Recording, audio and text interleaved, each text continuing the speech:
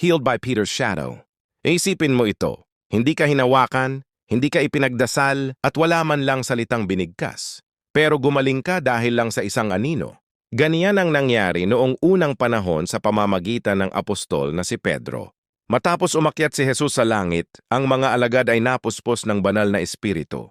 Nagsimula silang mangaral ng buong tapang, gumawa ng mga himala at ipalaganap ang mabuting balita. Isa sa kanila ay si Pedro, isang matapang at tapat na lingkod ng Panginoon.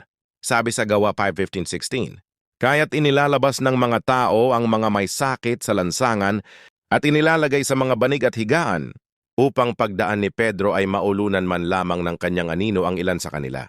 At nagdadala rin ng marami mula sa mga bayan sa paligid ng Jerusalem, ng mga may sakit at mga pinahihirapan ng masasamang espiritu, at silang lahat ay pinagaling. Oo, kahit anino ni Pedro ay ginamit ng Diyos para pagalingin ang mga tao.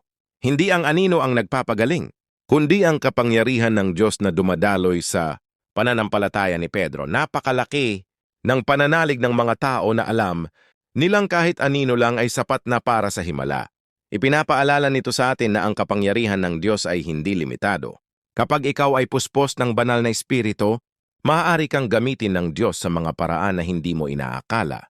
Maaaring gamitin ng Diyos ang iyong presensya, ang iyong panalangin, o kahit ang iyong simpleng mga salita upang magdala ng kagalingan at pag-asa sa iba.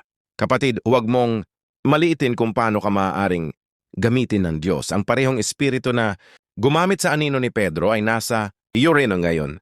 Lumakad ka sa pananampalataya, manalangin ka ng may tapang, at hayaang dumaloy ang kapangyarihan ng Diyos sa iyong buhay. Sa tao ito'y hindi maaaring mangyari, ngunit sa Diyos, ang lahat ng bagay ay posible. Mateo 19:26. Salamat sa panonood. God bless.